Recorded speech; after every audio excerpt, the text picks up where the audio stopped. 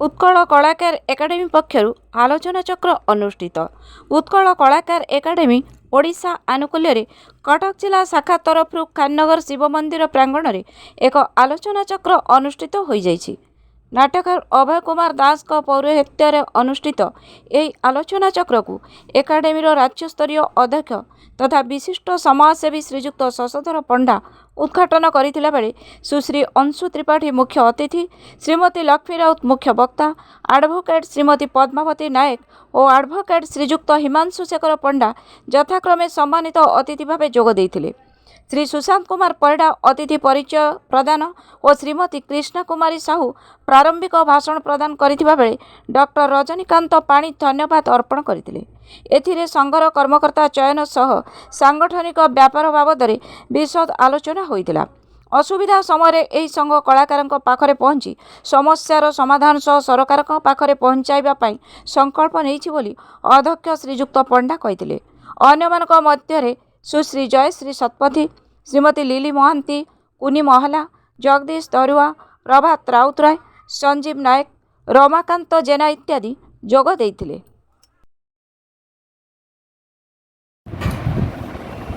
संक्षेप गोटे कहीदे आम प्रहद जो कहले आप कहले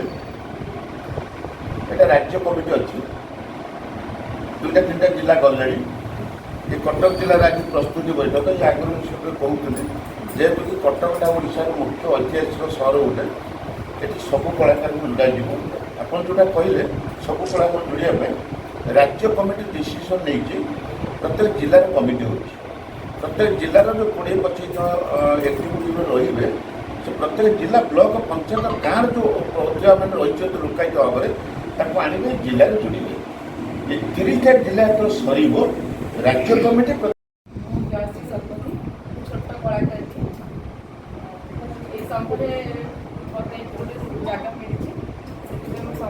धन्यवाद देवी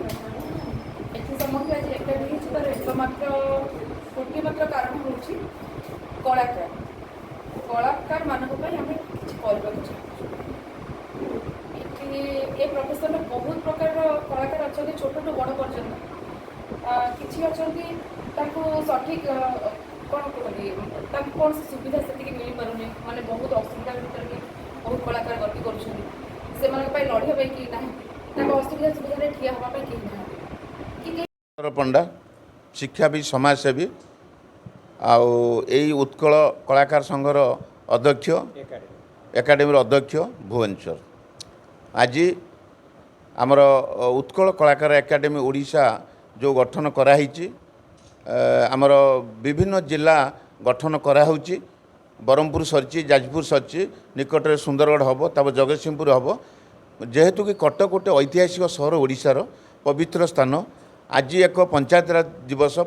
माने पवित्र दिन ये ऐतिहासिक कटक खाननगर ठारे एक आमर कटक जिलार प्रस्तुति बैठक बसला। ये प्रस्तुति बैठक आमर जो कलाकार मैंने ये आसिक एकत्रित हो जोग देते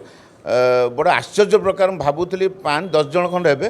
किंतु 20 पाखापाखि प्रस्तुति बैठक होती ये आगू जो आमर कमिटी गठन कर कटक जिला मुझे आशा रखुची 100 उपर हे आमर खूब निकट में सेटा करा ये उत्कल कलाकार एकाडेमी गठन कर मुख्य उद्देश्य होची आमर ओडिशा बाहर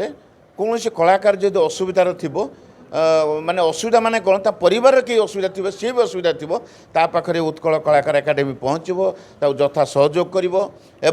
समस्त गोटे प्रश्न आसूची आम उत्कल कलाकार एकाडेमी गठन कलु कहीं जोग करूँ कहीं आम समस्त को प्रतिश्रुति दौचु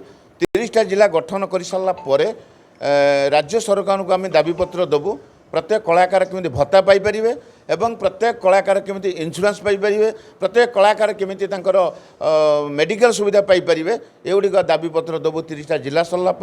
कलाकार को जदि किए असमानित करे पाखे उत्कल कलाकार एकाडेमी पहुँच उचित जवाब देव कारण ओडिशा एक कला संस्कृतिर राज्य बोली घोषणा प्रथम अच्छी 123 वर्ष आगु 1903 मसीह जिते भाषाभित्तिक राज्य प्रथम घोषणा करा ओडिशा को ताले बड़ आश्चर्य कथा से भाषा ये सब सृष्टि होती आम जदि गुरुत्व नदबा सम्मान नदबा ताले आम राज्य आगू बढ़ो केमी तेणु कलाकार को उचित सम्मान दबा भाषा को सम्मान दबा तेज आम राज्य आगू जीव या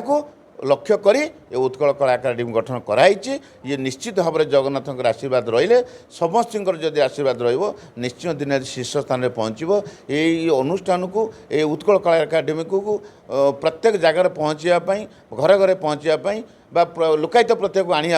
एक जो मुख्य भूमिका ग्रहण करती से हूँ आम जो चतुर्थ स्तंभ दिखाई प्रिंट मीडिया इलेक्ट्रिक मीडिया धन्यवाद देवी। सी यहाँ जिते प्रचार प्रसार करेंगे निश्चित लोकायत प्रतिभा आम संघरे आसी जोग देवे एत सन्देह ना। आज बैठक जो मैंने जोग देते समस्त को धन्यवाद दूसरी अभिनव शुभेच्छा जनाऊँ। जय जगन्नाथ वंदे उत्कल जननी। मोर हूँ मो ना हूँ पद्मावती नायक मुझे प्रेसर हूँ एडवोकेट अच्छी आबे मोर नुआ मु आमर आमर उत्कल